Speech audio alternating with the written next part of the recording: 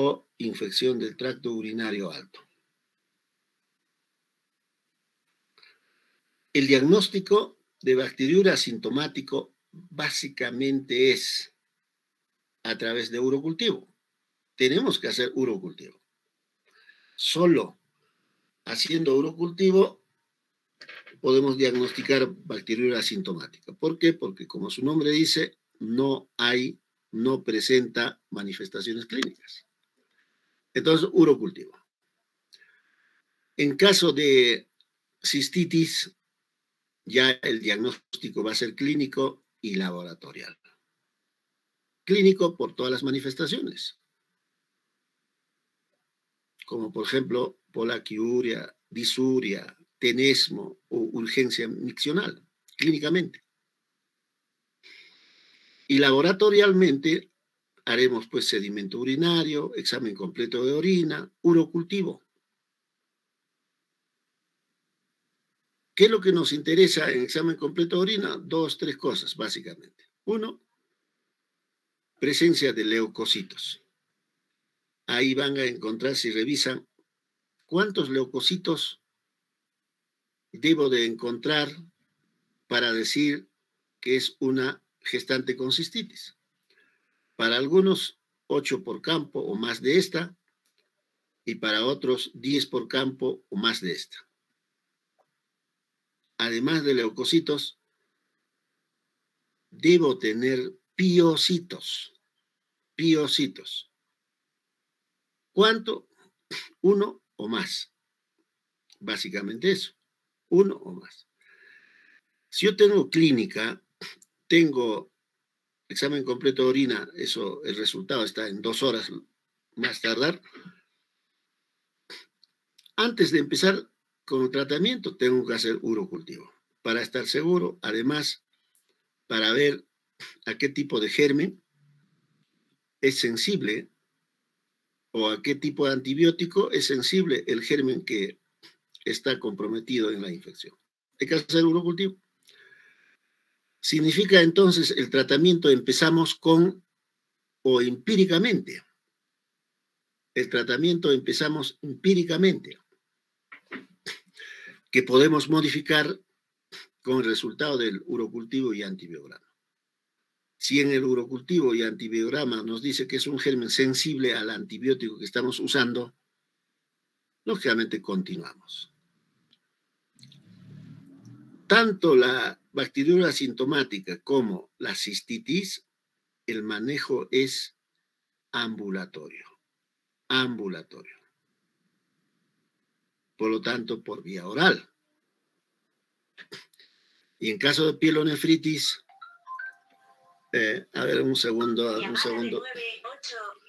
Le estaba llamando, señorita. No me contesta la doctora Hilda. Debe estar ocupada. Pues creo que más práctico va a ser llevar a la paciente a emergencia, que lo vean en emergencia.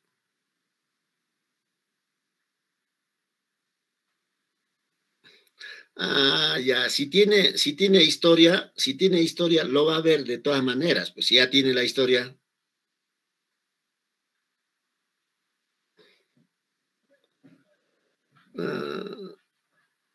Sí. Ya, pero eso tiene que ver, pues, la señora Antonieta Moscoso también, ¿no? Claro, ya, eso ya escapa a nuestra. ¿Qué pasará con la doctora Josi? Pues muy lenteja, ¿por qué tanto hasta ahora no? Pero si la historia está ya adentro, tiene que verlo. A ver, conversaré mañana o más tarde llamaré. Ya, señorita. Ya, está bien, está bien. ¿Cómo se llama, me dijo? Dayana, ya. Ya, está bien. Gracias, señorita. Hasta luego, hasta luego. Bien, no sé en qué estábamos, me llaman del hospital y, bueno, interrumpimos. Les decía, creo, tanto bacteriuria asintomático como cistitis, el manejo es ambulatorio. No necesitamos hospitalizar, por lo tanto va a ser por vía, medicamentos por vía oral. Mientras la pielonefritis haremos el diagnóstico pues clínicamente, y clínicamente va a ser diferente al resto. Generalmente las gestantes que tienen pielonefritis tienen antecedentes de haber tenido cistitis, que no se ha tratado. Y en una gestante que tiene antecedentes de cistitis, luego presenta alza térmico. Por lo tanto, para hablar de pielonefritis, se supone el diagnóstico es clínico, pero la manifestación mayor, más importante, más frecuente para hablar pielonefritis será pues alza térmica. Entonces, hablaré de pielonefritis si tengo antecedentes de cistitis no tratada. Segundo, empieza a presentar fiebre, temperatura mayor de 38 grados centígrados, asociado a dolor lumbar, malestar general, porque en pielonefritis ya habrá compromiso general. Hay un compromiso sistémico. Por lo tanto, estas gestantes que tienen pielonefritis, el manejo ya es intrahospitalario, hay que hospitalizarlo. Y el manejo tiene que ser con antibióticos por vía parenteral. Les decía, pasen la primera diapositiva de antibióticos, justamente porque creo que su compañero decía nitrofurano. Nitrofurano no se puede usar. Nitrofurano será pues importante para caso de bacteriuria asintomática o en caso de cistitis. En caso de pielonefritis ya no encaja. Tiene que ser un antibiótico por vía parenteral.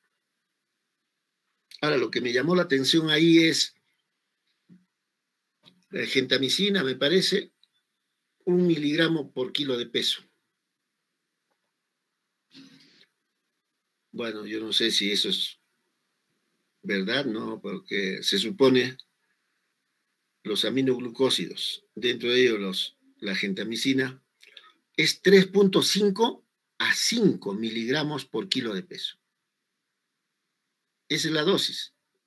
Es posible que encuentren ustedes, la primera dosis debe ser por 5 miligramos por kilo de peso. Después, 3.5 miligramos por kilo de peso. Y, ¿qué más? Teóricamente, si es que estamos utilizando el antibiótico indicado, adecuado, la temperatura a las 48 horas, en caso de pielonefritis, debe de normalizarse. A más tardar 72 horas. Si en 72 horas no se normaliza, en caso de pielonefritis estamos hablando, hay que reevaluar. No vaya a ser que estemos usando un antibiótico que no es lo ideal. No vaya a ser que la dosis que estamos usando es insuficiente. No vaya a ser que no tenga pielonefritis, sino otro cuadro. Entonces, tenemos que reevaluar si la temperatura no se normaliza 72 horas. Si estamos usando antibióticos de acuerdo a antibiograma, dosis adecuado, regular,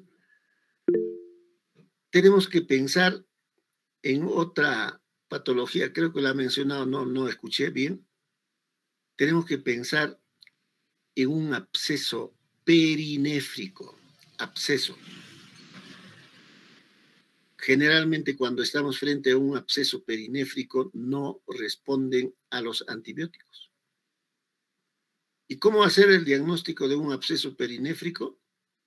Será pues a través de una ecografía. Solo realizando una ecografía veremos, estamos o no estamos frente a un absceso perinéfrico.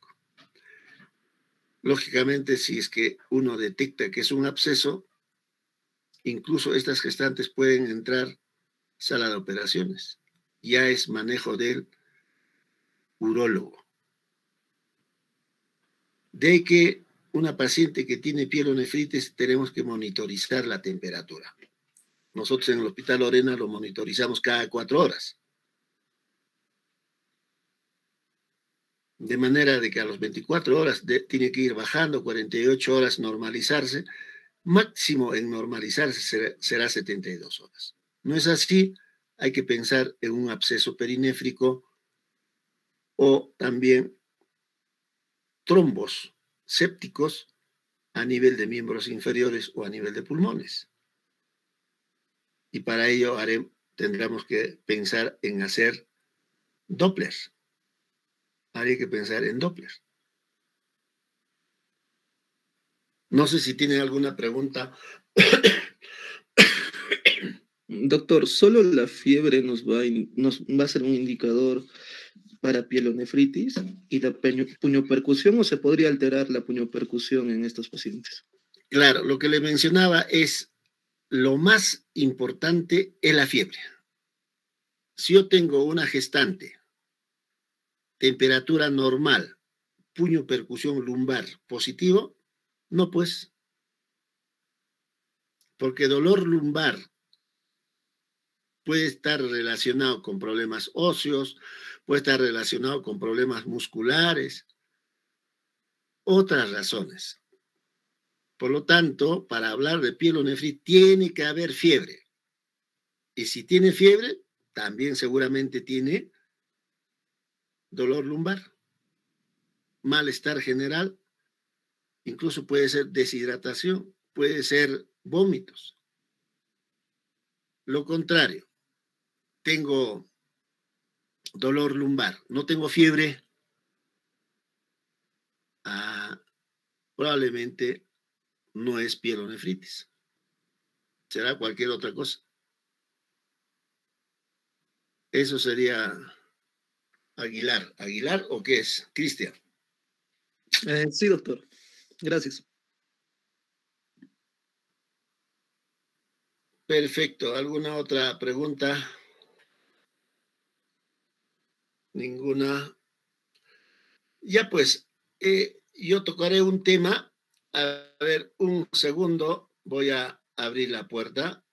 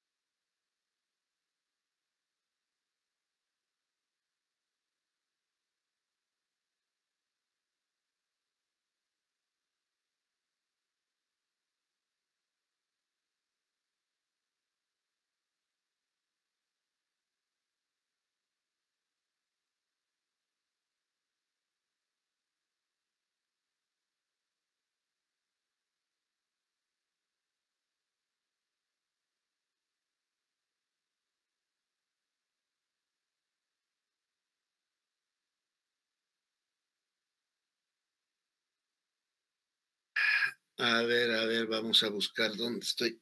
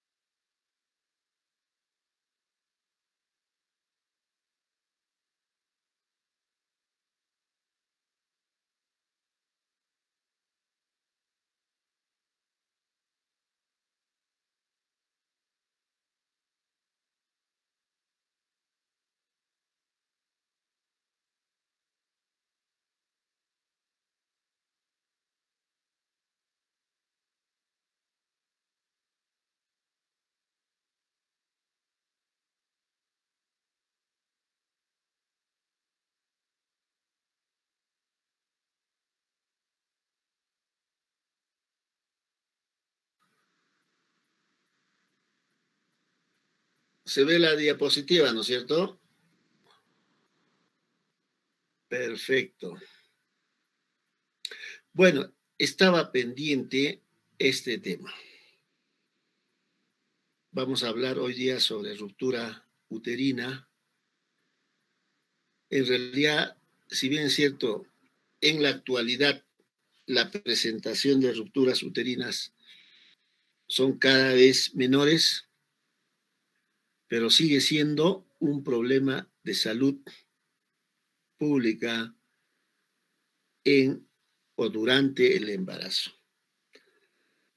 De manera que tendríamos que estar acostumbrados, primero, de sospechar, segundo, detectar las rupturas uterinas.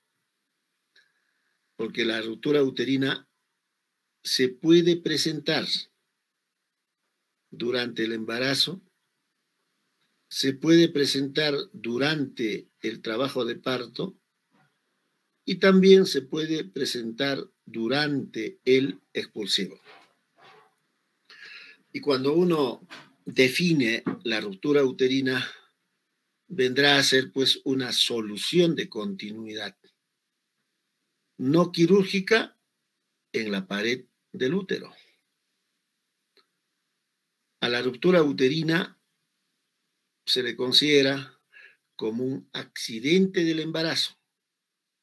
Por eso le decía, se puede romperse durante el embarazo, pero más frecuentemente del parto. Por lo tanto, probablemente se romperá más veces durante el trabajo de parto y durante el expulsivo. ¿Con qué frecuencia se presenta la ruptura uterina? 1 a 3 por 1000 recién nacidos. Importante recordar que la ruptura uterina puede ser completa o incompleta. ¿Cuándo hablamos que la ruptura uterina es completa?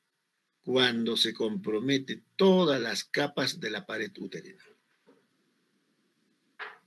Mientras incompleta, cuando solo se compromete el músculo uterino, lógicamente la decidua o endometrio, ¿no? Y cuando uno entra a sala de operaciones, vamos a ver, el bebito se ve a través del peritoneo visceral,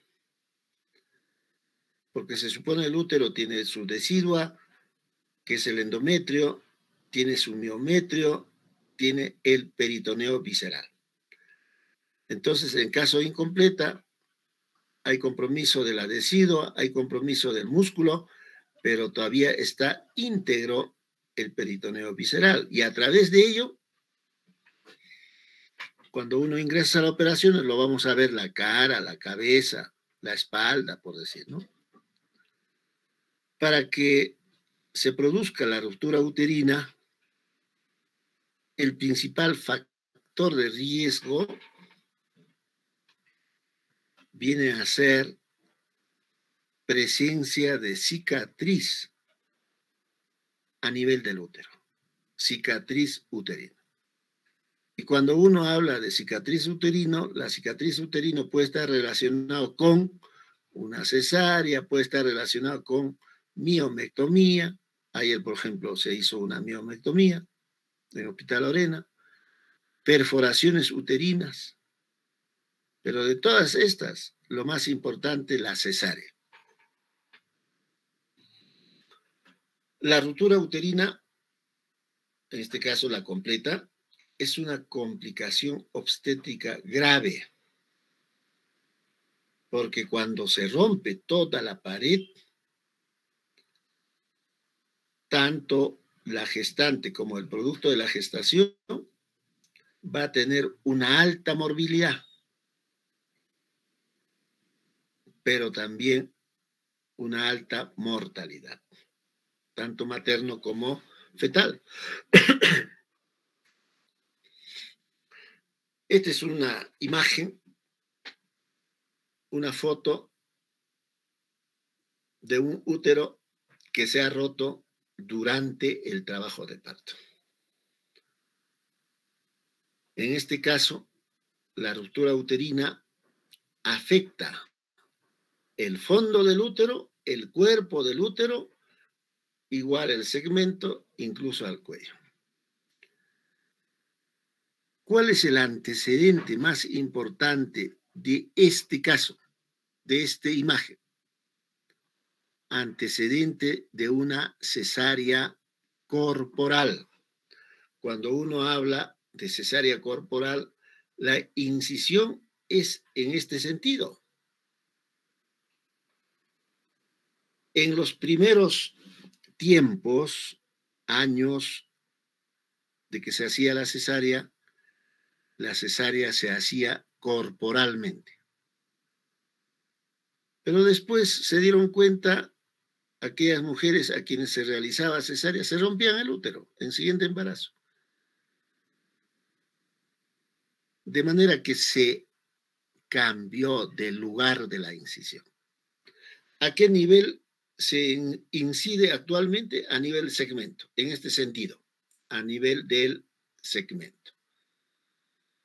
Se hace incisiones corporales. ¿Por qué? Porque el útero en los siguientes embarazos se pueden romper. Cuando uno habla de ruptura uterina y hablamos de clasificación, podemos clasificar según su causa, según la localización, según el grado de profundidad, también según el momento. Si hablamos según su causa, tendremos dos tipos de ruptura uterina, la espontánea y la traumática. La espontánea se produce por una dificultad en la progresión del parto, que puede estar relacionado con que la gestante tiene una pelvis mala, estrechez pélvica, o que el producto de la gestación es demasiado grande, macrosómicos, hidrocefálicos, presentaciones compuestas. En esos casos, o también feto en transverso, se puede romper el útero espontáneamente. Y cuando hablamos de ruptura traumática, traumas que se generan a nivel externo, significa accidentes de tránsito o golpes a nivel de la pared abdominal o traumas internos. Y cuando uno habla de traumas internos, se refiere a maniobras obstétricas incorrectamente realizadas. Maniobras obstétricas. Y cuando uno habla de maniobras obstétricas, será pues las versiones internas. Lógicamente, en la actualidad, raras veces se realiza maniobras internas, que serían las versiones internas. Raras veces. Creo que ya les he comentado, la versión interna solo se hace cuando yo tengo un embarazo doble, el primero encefálico, por lo tanto, se produce el parto normal. Un segundito. Aló. Dígame. No, papá, no, dígame. Dígame, ¿qué hay que hacer?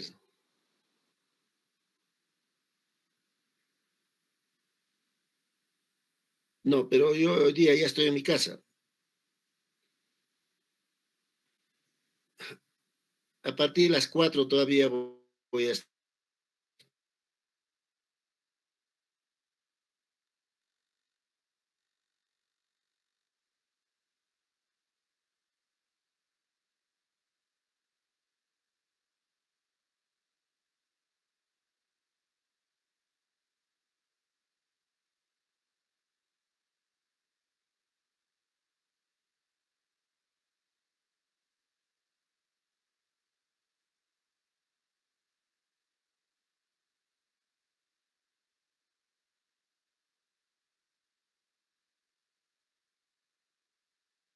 a ser una versión interna.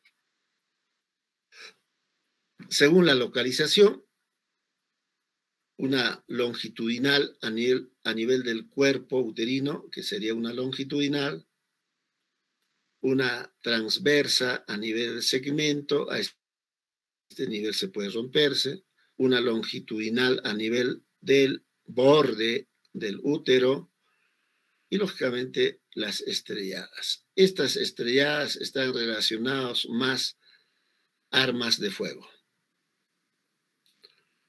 Y según el grado de profundidad, la completa y la incompleta. ¿Qué es lo que esta clasificación es la que más se utiliza? Cuando decimos que estamos frente a una ruptura uterina completa, cuando se comprometen las tres capas. Se comprometen las tres capas. Por lo tanto, hay una comunicación entre la cavidad uterina y la cavidad peritoneal. Como hay una comunicación entre ambas cavidades, una parte del feto o todo el feto, incluso la placenta, puede o podemos encontrar a nivel de la cavidad pélvica. Podemos encontrar a nivel de la cavidad pélvica. Significa, por la solución de continuidad del útero, el feto se salió. El útero se contrae, la placenta se desprende y la placenta también puede pasar y encontramos entre los intestinos. Y finalmente, la incompleta, ¿no? Y cuando hablamos de incompleta, les decía que se ha comprometido la decidua, se ha comprometido el miometrio, pero está íntegro, peritoneo visceral. También se llama dehiscencia del útero. Y según el momento, puede haber ruptura uterina durante el embarazo o durante el parto propiamente dicho. De estos, será más frecuente la ruptura uterina durante el parto, vale decir, durante el trabajo y durante el expulsivo. ¿En qué caso puede presentarse una ruptura uterina durante el embarazo? Cuando hay un problema de enfermedad trofoblástica gestacional, accidentes de tránsito, herida por arma blanca, arma fuego, y también en caso de gestantes que tienen placenta percreta. Para que exista la ruptura uterina tiene que haber factores de riesgo que están presentes desde antes del embarazo. Y hace un rato les decía, generalmente gestantes que tienen cicatriz a nivel del útero, cicatriz. ¿En qué caso puede haber cicatriz en la pared uterina? Cuando esta mujer se sometió en anteriores embarazos, en una cesárea, presentó una ruptura uterina y luego lo hemos reparado, ha tenido mioma y hemos hecho mioma cuando se realizó por alguna razón un legrado uterino, ya sea aborto, retención de restos, endometritis. Factores de riesgo que están presentes desde antes del parto. Entonces, por ejemplo, yo tengo una gestante que tiene 42 semanas y no entra en trabajo de parto. ¿Qué debo de hacer? Tengo que inducir el trabajo de parto. Entonces, cuando induzco, puedo generar una estimulación del trabajo de parto, ya sea con oxitocina o prostaglandinas, y si no monitorizamos, puede haber una taquicistolia, una hiperdinamia y romperse el útero. Pero también, antes que entre la gestante, Si está en transverso, puedo intentar realizar las versiones externas. Si realizamos las versiones externas, el útero puede romperse.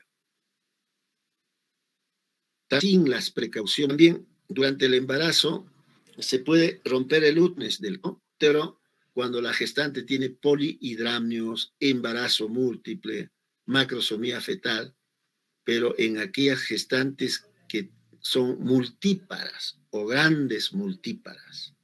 Entonces, si yo tengo una gestante multípara o gran multípara y tiene polihidramnios, tiene macrosomía, tiene embarazo múltiple, la posibilidad de romperse es alto.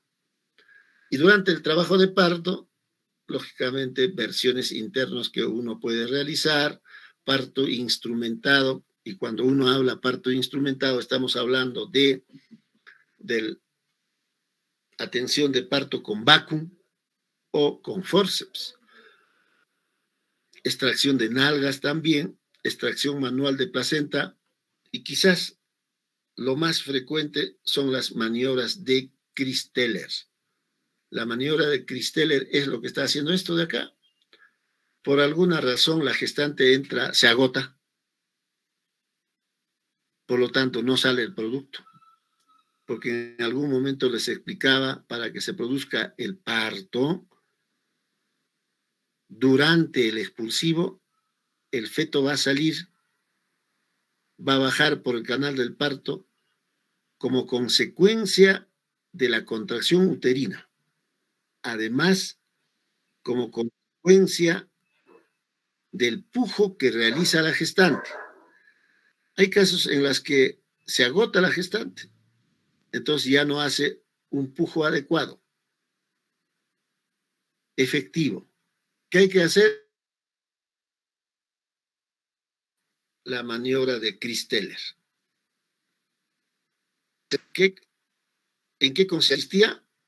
Apoyarnos en el fondo del útero y generar una presión.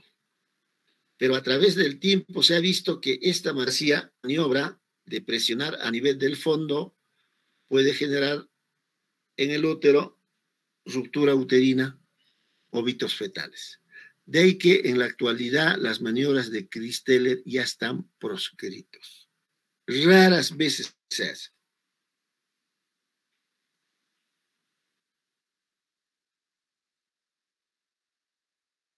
Como dice acá, ¿cuáles de estos signos podía deberse a una ruptura uterina?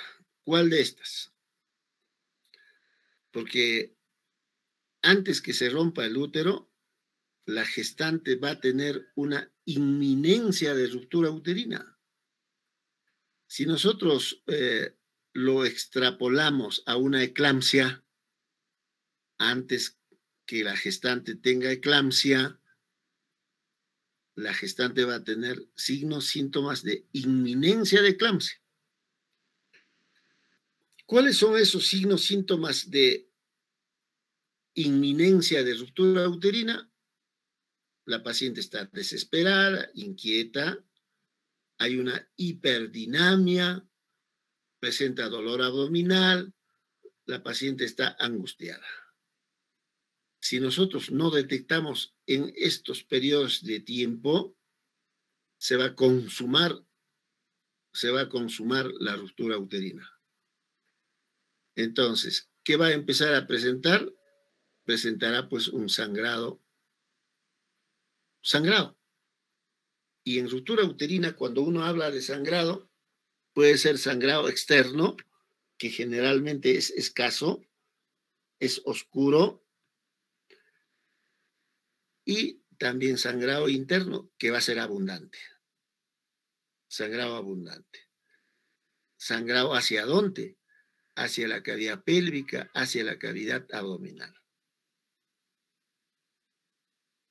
Por lo tanto, una vez que se rompa el útero, sangrará, pero previa a ello ha presentado inquietud, angustia, dolor abdominal, hiperdinamia, ¿no? Lo que les mencionaba, antes que se rompa el útero, si uno está monitorizando, es posible que nosotros nos demos cuenta en la etapa de inminencia de ruptura uterina. Y cuando uno habla de inminencia de ruptura uterina, existen síntomas generales de esta, que significa la paciente está inquieta, agitada, angustiada, la paciente está echada, luego se sienta, se baja, transpira y también presenta contracciones uterinas regulares y seguidos. ¿Qué significa? Si hay contracciones en 10 minutos o más de 6 contracciones. Eso como síntomas generales, pero también habrá signos locales a nivel del abdomen. Y nosotros vamos a, observando nomás, darnos cuenta que puede presentar el signo de Van o Vandal o el signo de Frommel, pero también podemos ver signos a nivel de la vagina, que será el signo de Pinar. ¿En qué consiste el signo de Pinar? El cuello está edematizado, cianótico, presenta una hemorragia externa, sangre oscuro y escaso. Si uno observa sangrado escaso, oscuro, en una gestante que está en trabajo de parto, hay que pensar en un signo de Pinar. El signo de Vandal, o Van, le decía, es consecuencia de una distensión pronunciada del segmento inferior del útero. De manera que el anillo limitante se va a palpar en las cercanías del ombligo. Por lo tanto, les mencionaba en alguna de las clases, cuando uno observa el abdomen toma la forma de un reloj de arena, cuya cintura de este reloj está a nivel de la cicatriz o próximo a ella, cicatriz umbilical. Eso sería el signo de Van. Y les decía, cuando uno observa signo de Van, hay dos tipos de signo de Van, fisiológico y patológico. Siempre pensando que pudiera tratarse de un signo de Vandal fisiológico, uno dice, ¿a qué horas ha orinado la paciente? Que vaya a miccionar. Si a pesar de miccionar sigue igualito esta forma de reloj de arena, entonces ya estamos frente a un signo de Vandal patológico que nos está indicando que en cualquier rato el útero se va a romperse. Y el otro signo será pues el signo de Frommel. El signo de Frommel está relacionado con un alargamiento, estiramiento exagerado de los ligamentos redondos que se palpan como cuerdas laterales tensas y engrosadas. Y el signo de Pinar, como les mencionaba, se observa con espéculo, edema de cuello uterino. A nivel del cuello uterino, además de edema, cianosis, relacionado con éstasis sanguínea del cuello, que esta éstasis sanguínea puede extenderse hacia la vagina y también presentar sangrado externo, que es oscuro, pero escaso, felizmente. Este es el signo de Pinar. Uno coloca el espéculo y lógicamente vamos a ver cuello uterino edematizado, cianótico, que significa que ya hay una amenaza de ruptura uterina. ¿Cuál es la característica de un útero ya de una ruptura uterina consumada?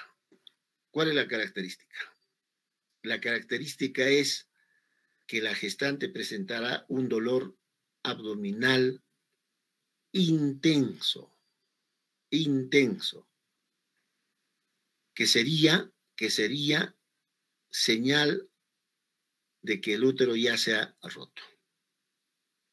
como estamos frente a una gestante que está con contracciones uterinas, ese dolor es en el momento de la contracción.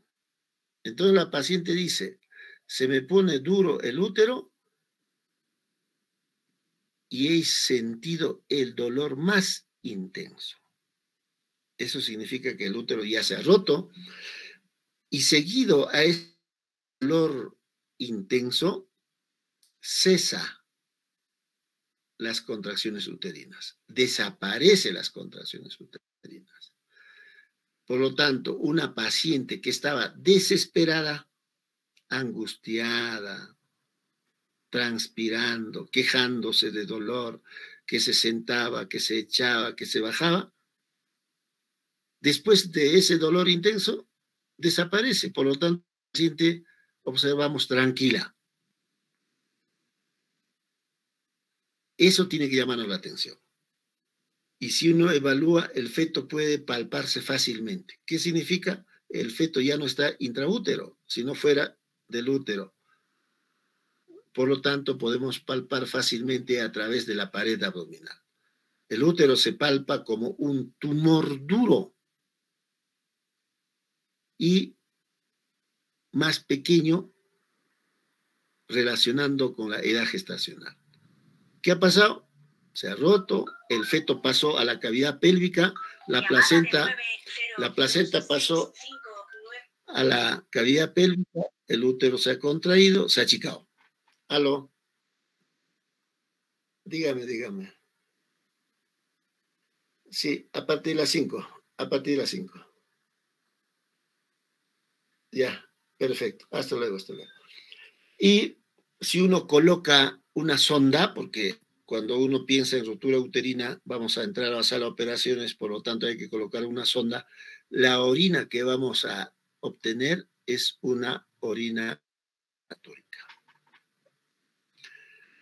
Y si realizamos tacto vaginal, al tacto no se percibe el polo de presentación.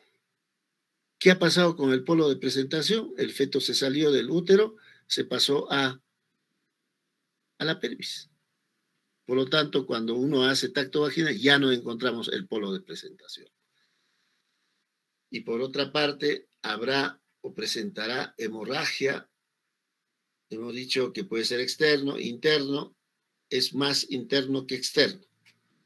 Y como es una hemorragia interna, que nosotros no estamos viendo, lo que nos va a llamar la atención es un shock hipovolémico.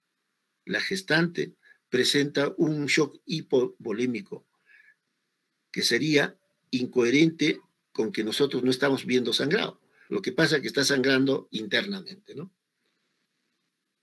Es un útero con ruptura consumada, ¿no? Afectó esta parte y toda esta parte ha estallado. ¿Cómo hacemos el diagnóstico? El diagnóstico básicamente es clínico, con lo que hemos mencionado.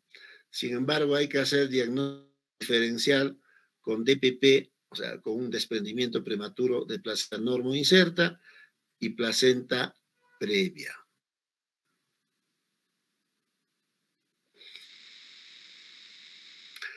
Hemos visto cuando uno está frente a una gestante con placenta previa, si hablamos de sangrado, hemos dicho que es rojo rutilante, puede ser escaso, regular, abundante, es intermitente, significa puede recidivar. En caso de DPP es escaso, es oscuro. Y en caso de ruptura uterina, hemorragia vaginal variable.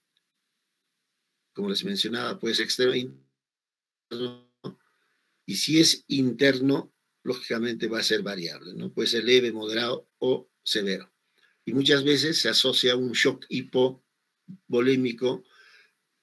¿Por qué? Porque está sangrando internamente, por lo tanto hay un hemoperitoneo. El estado general de la madre, en caso de placenta previa, es bueno, malo en caso de DPP, muy malo en ruptura uterina si hay un sangrado abundante internamente.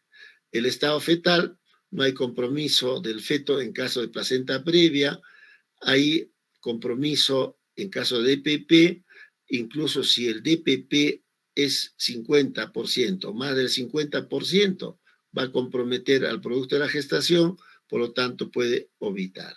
En caso de ruptura uterina, lógicamente es alta la mortalidad fetal.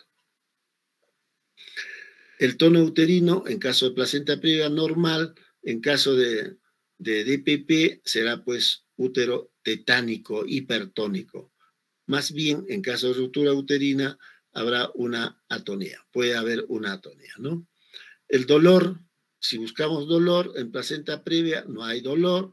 En caso de DPP, sí hay, el útero es muy doloroso, también en ruptura uterina. En caso de placenta previa, generalmente está asociado a embarazo múltiple, cicatrices uterinas, significa antecedentes cesárea, multiparidad, edad avanzada. Y en caso de DPP, básicamente está relacionado a preeclampsia, hipertensión, polihidramnios, déficit de ácido fólico, alcohol, tabaco, y también se ve en multíparas. Y la ruptura uterina, claro, hace un rato les decía que tiene que haber historia de cesárea, historia de perforaciones, historia de miomectomías que va a generar una cicatriz uterina. Diagnóstico de placenta previa, ecográfico. Diagnóstico de EPP es clínico. Y diagnóstico de ruptura uterina también es clínico. El manejo, en caso de placenta previa, es cesárea. También puede haber parto vaginal, les he explicado cómo, en qué. Y en caso de ruptura uterina, cesárea más histerectomía. Cesárea. En caso de manejo, si hablamos de amenaza de ruptura uterina o inminencia de ruptura uterina, si nosotros detectamos en ese periodo de tiempo, hay que canalizar dos vías. Determinar o detener las contracciones uterinas. Porque hace un rato decíamos que las contracciones uterinas generalmente están relacionadas con la oxitocina o prostaglandinas.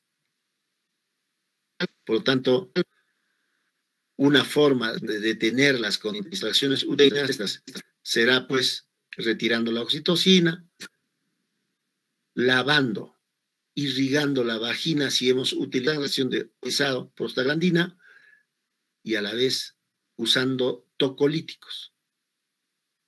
Por otra parte, como todavía el feto está bien, habría que oxigenarlo, habría que indicarle a la gestante que se ponga de cúbito lateral izquierdo y ir preparándolo a la gestante para sala de operaciones.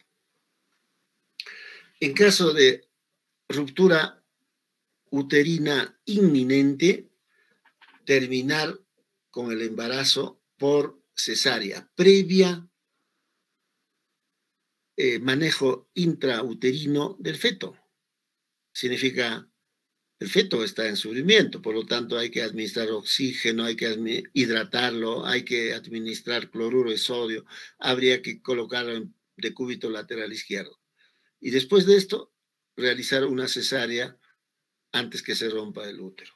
Pero en caso de ruptura uterina consumada, el tratamiento va a consistir en una laparotomía, extracción del feto y la placenta. Luego tenemos dos opciones.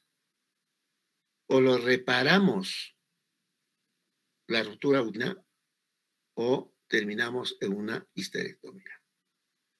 Lógicamente, en caso de ruptura uterina consumada, hay que utilizar antibióticos en forma profiláctica. El tratamiento quirúrgico, les decía, consiste en una laparotomía. Solo haciendo una laparotomía puedo ver y evaluar la localización de la ruptura, la gravedad de la ruptura asociadas a ella. ¿Qué significa? Cuando se rompe, puede comprometer la vejiga, puede comprometer los uréteres. Entonces, es detectar complicaciones. Una vez ya evaluado, decido, por lo tanto, puedo hacer histerectomía en caso de ruptura uterina extensa, en caso de una mujer que tiene 4 o 5 hijos, ya no necesita el útero, por lo tanto, puedo hacer histerectomía, o puedo realizar la reparación. Haré reparación si no tiene hijos, era primero y este chiquito se ha muerto, o tiene 2 y tiene deseos de continuar teniendo hijos. En esos casos puedo reparar. ¿Y cuáles son las medidas de soporte? Será pues canalizar otra vía, controlar funciones vitales, hay que colocar sonda Foley para 2 fines, uno, controlar la diuresis y otro, para saber hay o no hay compromiso de la vejiga. Si hay compromiso de la vejiga, la orina será hematúrica y también solicitar análisis de laboratorio.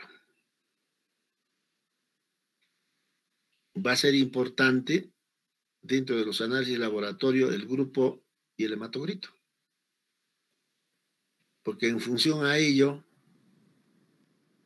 de repente necesite una administración de un paquete globular, 2 paquetes globulares, pero además va a ser importante determinar la función renal a través de la creatinina para fines de administración de antibióticos.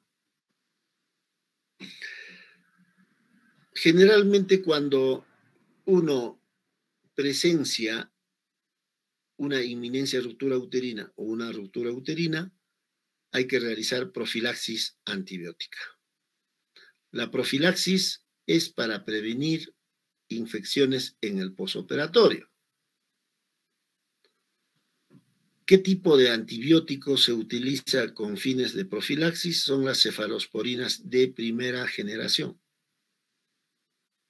¿Cuál de los antibióticos cefalosporina de primera generación?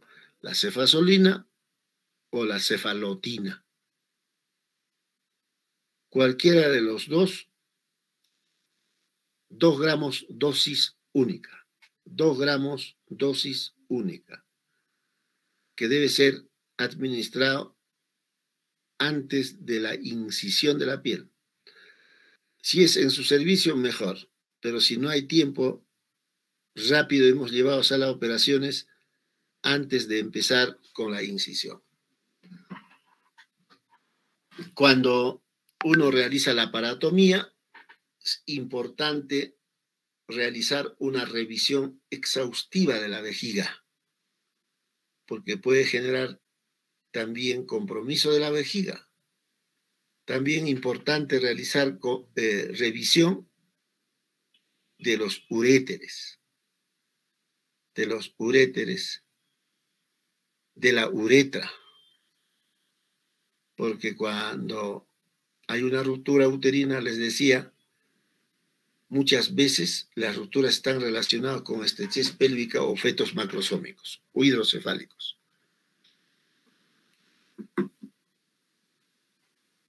Lo ideal en medicina es prevenir la presentación de una determinada patología. Si hablamos de prevención en ruptura uterina, la prevención está en función a detectar factores de riesgo durante el control prenatal, factores de riesgo relacionados a ruptura uterina. Pero también será considerado prevención el uso de oxitóxicos con precaución, monitorizando estrictamente. Si es administrando a través de bombas de infusión, mejor. Lo ideal es administrar oxitocina microgotero. También monitorizando la frecuencia cardíaca fetal, dinámica uterina. Si la dinámica uterina es 6 o más, tiene que bombarme la atención. Tengo que decir, este útero por algo está contrayéndose muy rápido, muy seguido. Hasta puedo tocolizar. Tener cuidado si sometemos a una gestante con antecedentes de cesárea a un trabajo de parto. Hay que tener cuidado, porque puede romperse el útero. Y una vigilancia estrecha si existen factores de riesgo para una ruptura uterina. Y lo más importante, como les decía, evitar las maniobras traumáticas. Y de las maniobras traumáticas, especialmente las maniobras de Christeller. Porque las versiones internas, externas, raras veces hacen.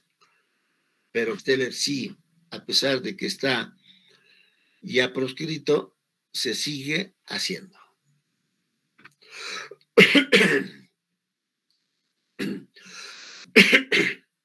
¿Cuál va a ser nuestra conducta en una gestante con antecedentes de una cesárea?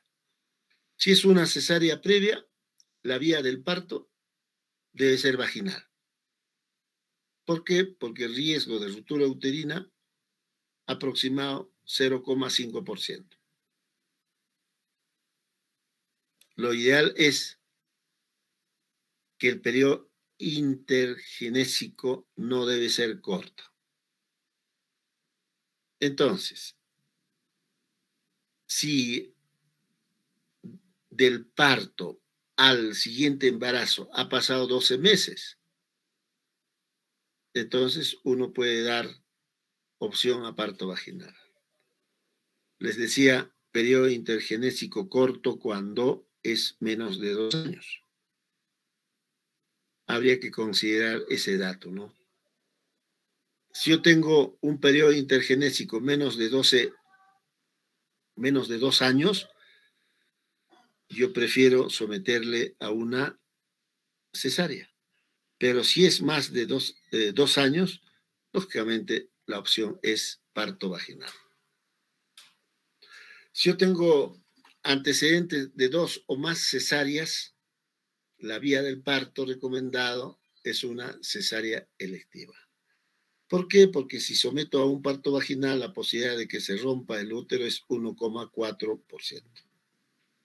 Lógicamente, en este caso, el periodo mínimo, estamos hablando de periodo intergenésico, será 18 meses, después de una cesárea antes de nueva gestación. Pero lo cierto, en forma práctica, se habla de 2 años. Porque como estamos viendo, si es una sola cesárea, 12 meses, si es 2 cesáreas, 18 meses. Pero creo que para fines muy prácticos, 2 años habría que considerarlo. El pronóstico va a depender de la gravedad. Y la gravedad está relacionada si es una dehiscencia o es una ruptura completa. Será grave si es que hay una ruptura uterina completa. Pero también el pronóstico va a depender de la rapidez con la que diagnostico y lo trato. También va a depender dónde me encuentro. No es igual, pues, que diagnostique una ruptura uterina en Urubamba, Calca, que diagnostique en Hospital Lorena Regional. Porque si diagnostico en Lorena Regional, en el acto entraré a las operaciones. Pero si diagnostico en Urubamba, tengo que traerlo. Más rápido será 1 hora. En esa hora puede pasar muchas cosas, ¿no? Ahora, si hablamos, las gestantes siempre van a preguntar, ¿se ha roto el útero? ¿Lo han reparado? ¿Puedo volver a embarazar? Claro que sí.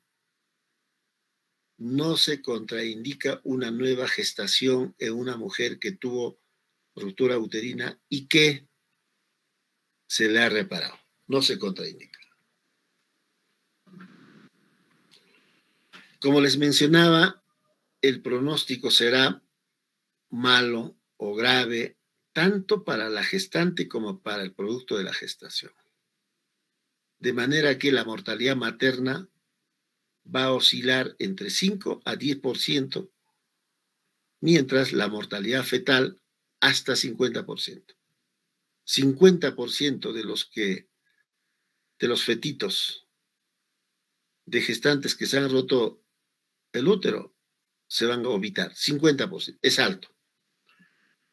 Y en los embarazos futuros con antecedentes de ruptura uterina, el parto será por cesárea electiva. No a los 40 semanas, sino 38 semanas. 38 semanas. Y si hablamos de complicaciones, generalmente hemorragia, dependiendo de la cuantía, puede llevar a un shock hipovolémico, una anemia. Pero también podrá presentar sufrimiento fetal agudo, si nosotros no nos percatamos, óbitos fetales, y en el postoperatorio puede haber abscesos, infecciones de herida operatoria, insuficiencia renal, trastornos de coagulación, que generalmente están relacionadas con las transfusiones, y también pueden haber fístulas, ¿no? Este es un fluxo.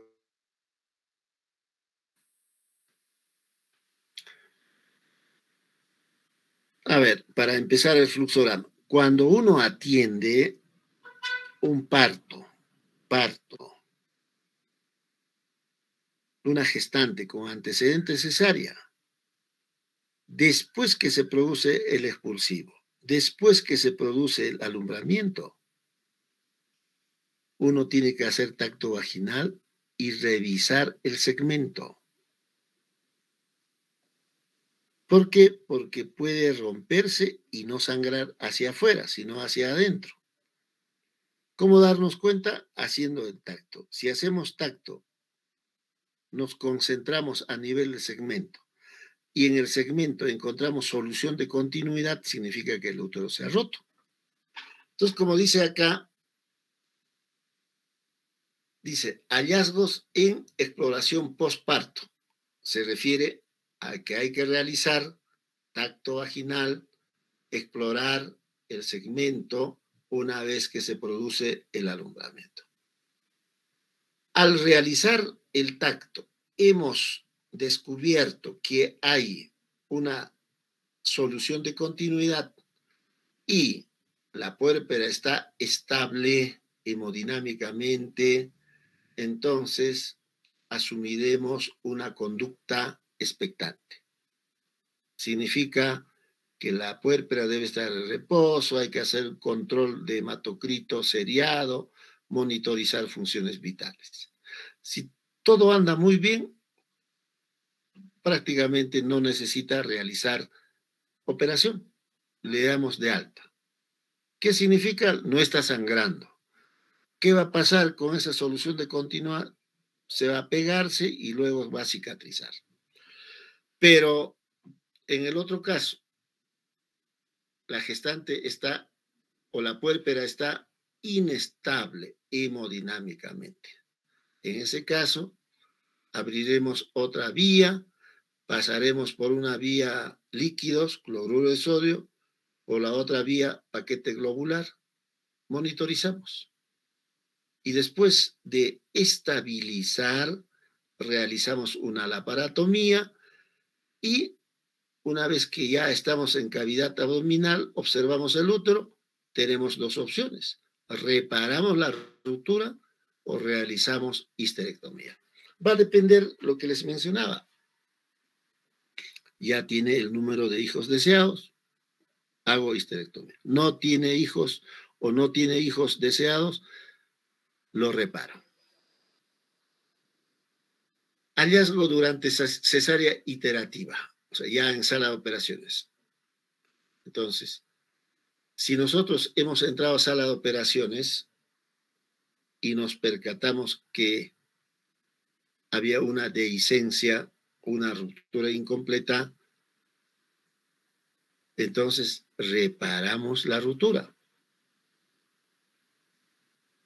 Y lógicamente, la gestante viene, y la otra opción, la gestante viene porque presentó dolor, siente o presenta mareos, viene por emergencia y observamos que está pálida, está hipotensa, el abdomen, a través del abdomen sospechamos que hay una ruptura uterina. En este caso, abrimos 2 vías. Por una de las vías administramos cloruro de sodio y por otra paquete globular. Monitorizamos, una vez que ya esté estable, realizamos la aparatomía y podemos igual reparar la rotura o hacer histerectomía. Hay casos en la que podemos incluso, si el sangrado es considerable y sigue sangrando, realizar ligadura de la arteria uterina y realizar una histerectomía. Entonces, son las posibilidades de manejo de una gestante con ruptura uterina. Yo creo que hasta ahí, no sé si tienen alguna pregunta, lo pueden hacer y de repente lo explicamos.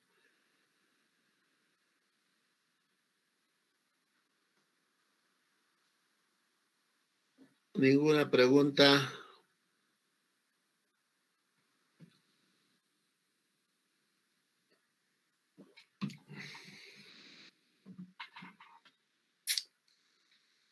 Alina Naola.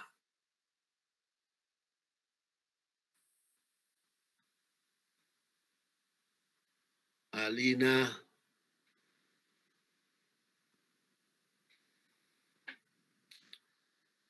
¿No está Alina? Carol Mabeli. Meléndez será. Carol Meléndez. Tampoco está. Mariluz. Doctor, ¿escucha? Carol, sí le escucho. Sí, doctor, lo siento, estoy un poquito enferma. Mucha enferma. Yo estoy doblemente enfermo. Presente, doctor. ¿Dónde ha estudiado secundaria? Aquí en Cusco, doctor. ¿En qué colegio? Santa Rosa de Lima, doctor. Santa Rosa de Lima, que está en San Andrés, o que está por ahí por Coricancha. En Aguas Pinta. Aguas Pinta, ¿no? Muy bien. Vamos a suponer Carol está haciendo su serum en Sailla, acá cerquita. Tiene suerte. Doctor. Y tiene como 10 gestantes con antecedentes cesárea. ¿Lo controla esas gestantes en Sailla o dónde lo envía para su control? Doctor, lo controlaría en Sailla si no tiene ninguna otra. Doctor, en Sailla no hay ecografía, ¿verdad? Si hay, mejores ecógrafos. Entonces lo controlaría normal en Sailla, doctor. ¿Y para qué quiere ecógrafo? Para sus controles, una ecografía para determinar la edad gestacional y para ver. Para su control. Pensé que me iba a decir para que diagnostique la ruptura uterina. Para eso no sirve, ¿no? Bueno, entonces, yo creo que ahí la pregunta va dirigido a esto. Si estamos diciendo gestantes con antecedentes de cicatriz uterina son las que se van a romper el útero, esté en Urubamba, esté en Calca, esté en Urcos, Sailla, no sé, Paruro. Si es una gestante con antecedentes de ese tipo, el control debe ser en el hospital. Si en Urubamba, Calca, Urcos tiene sala de operaciones las 24 horas, lo controlo. significa que en esos lugares, si hay sala de operaciones 24 horas, habrá ginecólogo. En el supuesto de que se rompa el útero, el ginecólogo de esos lugares lo solucionará. Entonces, en el control prenatal hay que detectar gestantes que tienen factores de riesgo para ruptura uterina. Y si tiene factores de riesgo, hay que enviar a un hospital para que lo controlen. Eso es la idea, Carol.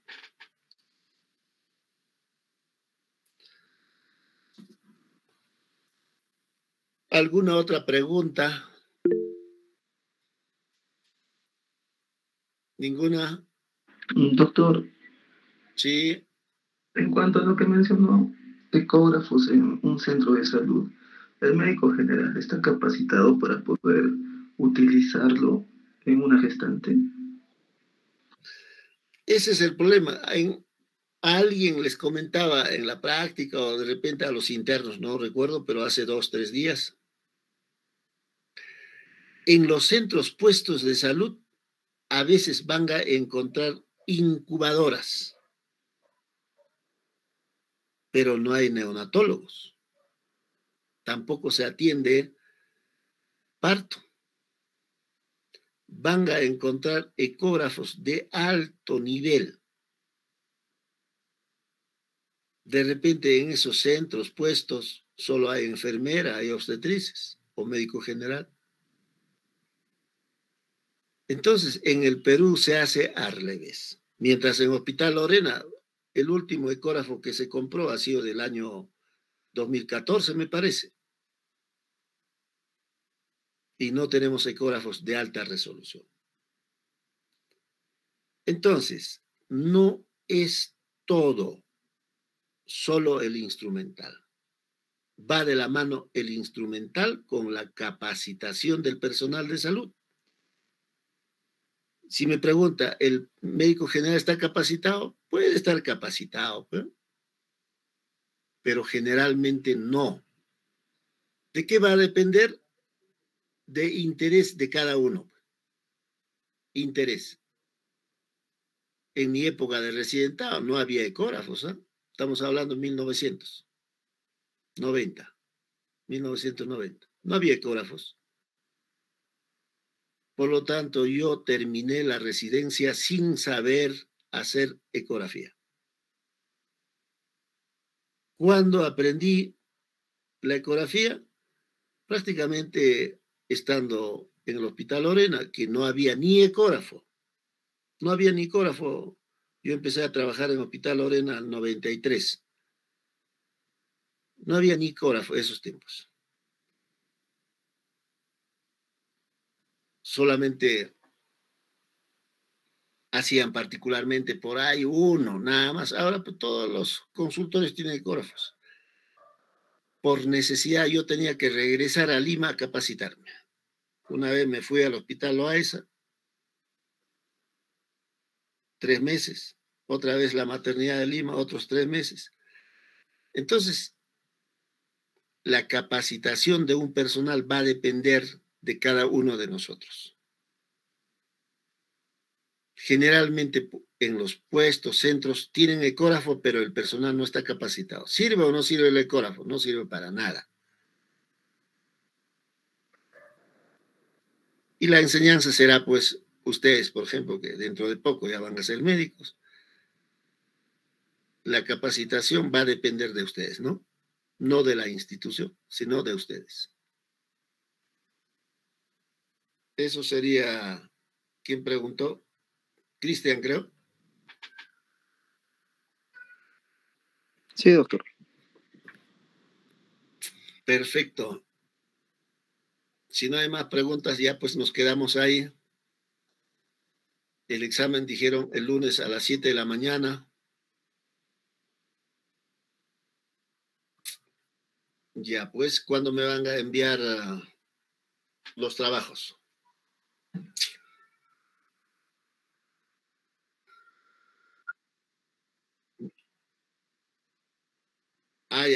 Ya, está bien. Perfecto. Si es hasta viernes, miércoles todavía tenemos para promediar. Más bien las notas de práctica, pues, si es que es hasta viernes y vamos a dar examen el lunes, yo creo que pueden hacer llegar las notas de práctica hasta el día lunes.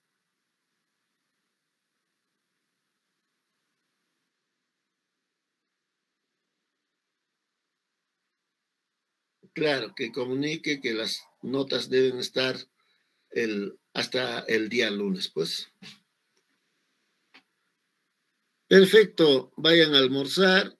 Tienen la semana, fin de semana para estudiar hasta el domingo y luego a las 7. Más bien a las 7, no sé si hay ingreso, tendría que gestionar Mariluz.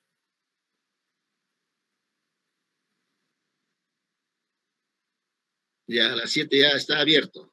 7 está abierto. Ya, perfecto. Muy bien. Que tengan un buen fin de semana. Vayan a estudiar. Gracias, doctor. Gracias, doctor. Buenas tardes. Buenas tardes. Gracias, doctor. Gracias, doctor.